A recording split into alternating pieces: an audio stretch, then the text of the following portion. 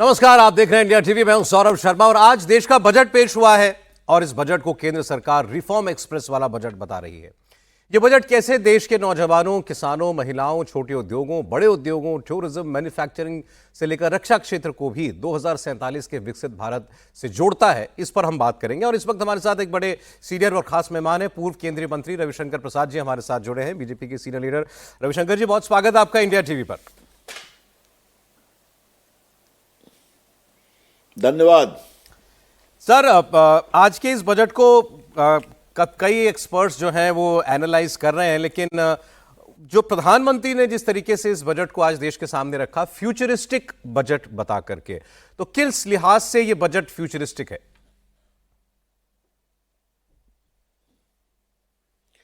देखिए, पहले आप एक बात समझिए। आज भारत की इकोनॉमी दुनिया की चौथी बड़ी इकोनॉमी है, तीसरी होने के रास्ते पर है। आज 25 करोड़ लोग गरीबी से आगे आ चुके हैं। आज अभी देखा आपने, जो हम लोगों ने यूरोपियन यूनियन से फ्री ट्रेड एग्रीमेंट किया, उसकी पूरी दुनिया में चर्चा है। आज digital India, make in India, Bharat का फिस्कल स्टेबिलिटी जो स्थायित्व है, इसको पूरी दुनिया देख समझ रही है। तो आज जब हम विकसित भारत की बात करते हैं 2047 में, तो हमारी दिशा क्या हो, हमारा सपना क्या हो, हमारा उद्देश्य क्या हो, इसी संदर्भ में जब प्रधानमंत्री ने फ्यूचरिस्टिक कहा है, तो ये बजट सही में फ्यूचरिस्टिक है। अगर मैं इस बजट की आपको कुछ मुख्य बात जो मैं समझता हूं आपको रखने की कोशिश करूं। पहली बात, रिफॉर्म एक्सप्रेस आपने स्वयं बताया। 350 रिफॉर्म्स की बात प्रधानमंत्री ने कही। आज टैक्स में, कंप्लायंस में, ड्यूटी में जिस तरह की कमी की गई है, मिडिल क्लास को कैंसर की दवा को लेकर के या बाकी टीसीएस के बारे में, वो एक बात है। लेकिन भारत अपनी मैन्युफैक्चरिंग को क्या बढ़ाना चाहता है? हम मोबाइल में तो आगे आ गए, हम सेमीकंडक्टर को अच्छा करेंगे, हम कंटेनर भी बनाएंगे, हम बायो फार्मा में देश को आगे बढ़ाएंगे। ये आप सोच समझ रहे हैं कि आज कंटेनर का मूवमेंट दुनिया में कितना ज़्यादा है, लॉजिस्टिक हब को लेकर करके। आज बायो फार्मा में इतना पैसा लगाना, स्टेट अवे 40,000 करोड़ बाकी इलेक्ट्रॉनिक मैन्युफैक्चरिंग कंपोनेंट के लिए देना, तो ये वो बड़ी सोच है जो मैं रखना चाहता हूँ। अब तीसरी बात अब देखिए, टेक्सटाइल, हैंडलूम, फाइबर, तो पूरे देश में इसको आगे बढ़ाना है। और एक बात मैं और आपसे कहना चाहूँगा, ग्रामीण के क्षेत्र के लिए हमने बहुत काम किया, आगे भी करते रहेंगे। किसानों का किसानों में तो हम बाकी रबी खरीफ की बात करते रहते हैं, इसमें कोकोनट की बात कही गई है, चंदन की लकड़ी के बारे में चर्चा की गई है, उसमें आपके काजू, किशमिश, नॉर्थ ईस्ट में होने वाले बाकी लौंग, इलायची, जो इस तरह का कैश क्रॉप्स है, उसके लिए इनकरेजमेंट की बात कही गई है। तो ये अगर आप इन पूरी चीज़ों को देखेंगे ना, तो आपको इस बजट की समझदारी समझ में आएगी। एक जो अंतिम बात तो मुझे कहनी है अपनी आरंभिक टिप्पणी में, कि छोटे शहरों का भी विकास करना है। तो वहां पर जो कॉरपोरेट मित्रा की बात कही गई है, एक शॉर्ट क्रैश कोर्स आप बनाइए, जो वित्तीय संस्थाएं हैं या बाकी ट्रेनिंग इंस्टीट्यूट्स हैं, कि वो छोटे शहरों में एमएसएमई हो, बाकी हो, कंप्लायंस करने में, बाकी करने में उनकी मदद कर सके। और जो मिडिल स्मॉल स्केल इंडस्ट्री है, उसमें जो बातें कही गई, तो आपने देखा ही है कि भारत के औद्योगिक विकास का एक बहुत बड़ा हब है। तो ये सब बातें आप तब कर सकते हैं जब आपकी इकोनॉमिक स्टेबिलिटी हो, स्थायित्व हो, गहराई हो और दुनिया में आपका परचम लहराता हो। जब ये होता है तो बजट में एक नया सपना मिलता है, जिसे कहते हैं फ्यूचरिस्टिक। रविशंकर जी, आपने फ्यूचरिस्टिक बजट का मतलब समझाया, आपने सपने की बात की। मैं ऑपोजिशन के दो बड़े नेताओं का लेकिन स्टेटमेंट देख रहा हूं। राहुल गांधी ने कहा, youth without jobs feeling, manufacturing investors pulling out, household savings plummeting, farmers in distress, a budget that refuses course correction, blind to India's real crisis. और इसी बात को जो है इन्होंने तो ट्वीट किया अंग्रेजी में, खड़गे साहब ने हिंदी में कहा कि मोदी सरकार के पास अब नए आइडिया खत्म हो गए।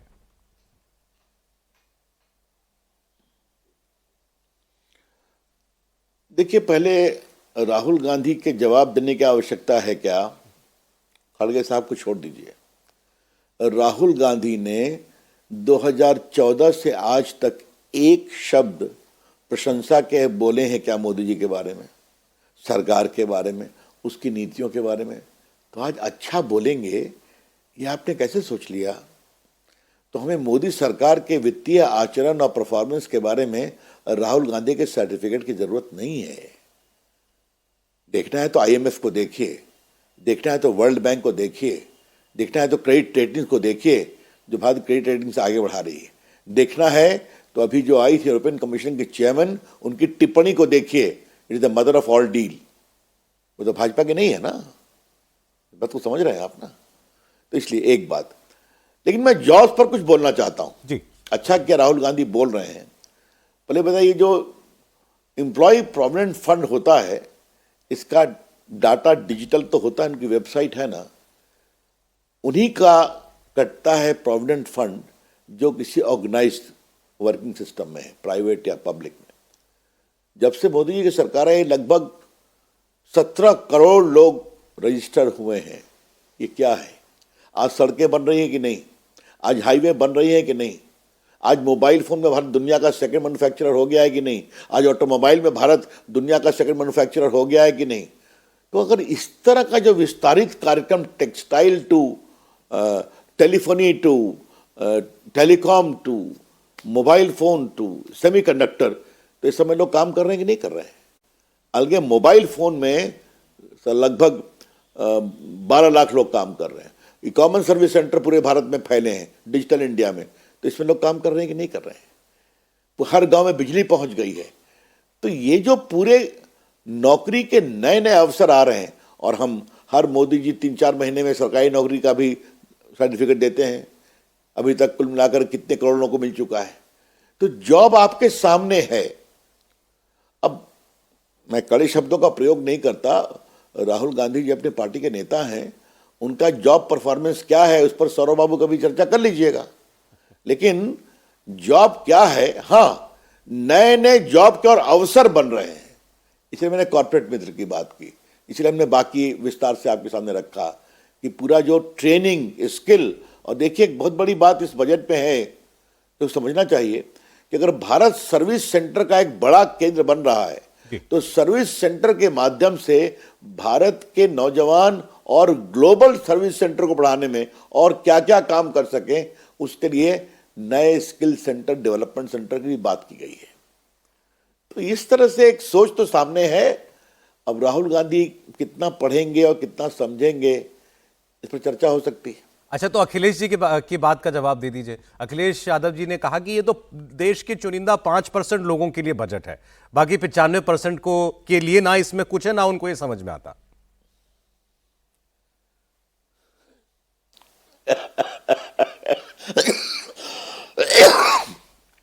टेक्सटाइल किसके लिए है?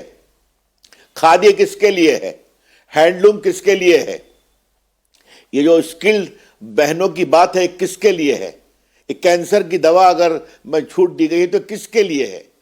ये जो खेलो इंडिया की बात है, जो कंटेनर कॉर्पोरेशन की बात है, जिस तरह से मैंने फसल की बात की गई, ये किसके लिए है? आप मुझे बताइए ना। तो फिर ये नॉर्थ ईस्ट, ये पूर्वोदय की जो बात की गई है, ये किसके लिए हो रहा है? ये जो पूरे कॉरिडोर की बात है, चलिए नॉर्थ ईस्ट से लेकर सूरत तक, ये जो पूरे नदी के माध्यम से पूरा कंटेनर मूवमेंट की जो बात की गई है, मुझे खुशी है कि मेरे चुनाव क्षेत्र पटना में भी एक बनने वाला है, वाराणसी से लेकर पटना तक, तो अच्छी बात है ना। तो मैं अखिलेश यादव को कहूंगा कि एक बार अपनी इकोनॉमिक टीम को कहें कि थोड़ा इस पूरे बजट को उनके सामने प्रस्तुत कर दें। मुझे लगता है कि अगर ईमानदार आदमी वो है, मैं मानता हूं, तो अच्छा लगेगा उनको इस बजट को पढ़ करके। अरे ममता बनर्जी को आप ईमानदार मानते हैं कि नहीं मानते? उन्होंने शब्द इस्तेमाल किए, it is a garbage of lies, जो भी वेस्ट बंगाल के लिए कहा जा रहा है। और उनके भतीजे अभिषेक बनर्जी ने कहा कि बीजेपी वाले और मोदी सरकार बंगालियों को बांग्लादेशी समझते हैं, इसीलिए बंगाल का एक बार नाम भी नहीं लिया।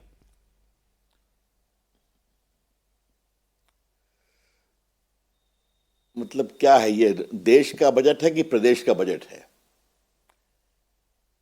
अब गार्बेज ऑफ लाइज, इतनी कड़ी अंग्रेजी तो हमें नहीं आती है सौरभ बाबू। तो ये ममता जी को उनकी सोच होगी। अगर देश का विकास होगा तो बंगाल का होगा कि नहीं होगा? ये जो पूरा कॉरिडोर आ रहा है, ये जो पूरे इंफ्रास्ट्रक्चर की बात हो रही है, आज जो सेमीकंडक्टर को आगे बढ़ाने की बात हो रही है, आज इलेक्ट्रॉनिक मैन्युफैक्चरिंग को आगे बढ़ाने की बात हो रही है, तो क्या इस बंगाल में नहीं आएगा क्या? आप मुझे बताइए ना। ये पूरे पूर्वी भारत के विकास में बंगाल आता है कि नहीं आता है? तो मैं ममता जी को एक ही बात कहूंगा कि ये भारत का बजट है, जिस भारत में बंगाल भी आता है। जो बंगाल ठीक से नहीं अभी तक काम कर रहा है, तो अब उसको ठीक करने के लिए चुनाव आ रहा है, तो भाजपा जीतेगी और बंगाल में भी बजट के लाभ को पहुंचाएगी। सर, एक चीज हम लोग पिछले कई वर्षों से नोटिस कर रहे हैं कि सरकार अपनी तरफ से जो कैपिटल एक्सपेंडिचर है, इंफ्रास्ट्रक्चर पुश के लिए जो सरकार को खर्च करना है, उसके लिए तो वो पूरी तरीके से तिजोरी खोल के रखती है। 10 लाख करोड़ एक बार हुआ था तो हुआ कि इतना इतना बड़ा मूव किया गया है। आज वो 12.2 लाख करोड़ हो गया है। लेकिन इसके साथ साथ निजी निवेश आए, एफडीआई आए, ये यहां थोड़ी सी हमको जो है कसर लगती है। ऐसा क्यों है? देखिए, मैं आपसे फिर इसका जवाब दूसरा दूंगा। 2 लाख करोड़ था एक कैपिटल एक्सपेंडिचर इंफ्रास्ट्रक्चर पर 2014 में। आप 10 लाख करोड़ से बहुत खुश थे, अब 12 लाख करोड़ हो गया है। तो भारत सरकार बजट से 12 लाख करोड़ खर्च कर रही है इंफ्रास्ट्रक्चर पर। मैं आपसे एक बात कहता हूं, आपकी क्या समझदारी है इन्वेस्टमेंट को लेकर के? आज पूरे दुनिया की बड़ी बड़ी ताकतें भारत से फ्री ट्रेड करने को क्यों इतने उत्सुक हैं? मैं गया था अभी यूरोप में, ऑपरेशन सिंदूर में, भारत के सांसदों के डेलीगेशन को लीड कर करके। क्या फ्रांस, क्या जर्मनी, क्या बेल्जियम, क्या इटली, क्या इंग्लैंड, क्या डेनमार्क हमें भारत से इकोनॉमिक रिश्ते बढ़ाने हैं। आप नहीं हो तो हमसे अलग से फ्री डील कर लीजिए। मैंने कहा नहीं, वो तो मुझे बहुत अच्छा लगा। बेल्जियम में मैं गया था तो यूरोपियन कमीशन में गया था, जो लोग आए थे उनसे मुलाकात भी हुई थी, अच्छा लगा। तो आप मुझे ये बताइए कि जो बड़ी डील हो रही है, ट्रिलियन डॉलर्स की संभावनाएं हो रही हैं, तो ये क्या देश के लोग हैं, क्या यूरोप के लोग, कि विदेश के लोग हैं? ये मुझे समझ में नहीं आ रहा है। अगर ये थोड़ा सा हंसी भी आती है, आश्चर्य भी होता है कि पूरी दुनिया भारत से बिजनेस करने के लिए उतावली है। यही शब्द मैं कह रहा हूं, मदर ऑफ ऑल डील चाहिए। तो फिर ये क्या है? तो इन्वेस्टमेंट होगा तो गाड़ी भी आएगी, इलेक्ट्रॉनिक्स भी आएगा, कॉस्मेटिक्स भी आएगा, टॉयज भी आएंगे, वाइन भी आएगा, हाई एंड फार्मास्यूटिकल भी आएगा। तो ये सब पूंजी निवेश हो रहा है कि नहीं हो रहा है? तो इसलिए इसका कोई जवाब नहीं है। देखिए, पूंजी निवेश तभी होता है जब जो देश है वहां स्थायित्व होता है, वहां इन्वेस्टमेंट होता है, वहां फिस्कल प्रूडेंस होता है, वहां एक अनुशासन होता है, तब आते हैं इन्वेस्टर। और आज आपने देख लिया जिस तरह से जीडीपी और डेट का रेशियो कम हुआ है, आपने समझा ही होगा। तो मतलब हम गरीबों की चिंता भी करते हैं, 80 करोड़ को खाना भी खिलाते हैं, बाकी सेवाएं भी देते हैं, किसानों को आगे बढ़ाने का काम भी करते हैं, और वित्तीय अनुशासन, फिस्कल कंसोलिडेशन जब ये होता है तो पूंजी निवेश विदेश से अपने आप आता है। एक आखिरी सवाल रविशंकर जी, हमने पिछले कुछ महीनों में देखा है कि डिफेंस स्पेंडिंग पर या हमारी ऑर्डिनेंस प्रोक्योरमेंट पर, नए हथियारों के या विमानों की डील को लेकर के बहुत तेजी आई है। आज डिफेंस मिनिस्ट्री के लिए 7.8 लाख करोड़ का आवंटन किया गया है, जिसमें से 2.19 लाख करोड़ सिर्फ मॉडर्नाइजेशन ऑफ आर्म्ड फोर्सेस के लिए है। तो हमारी जरूरतों के हिसाब से ये जो आज आवंटन है, ये पर्याप्त है?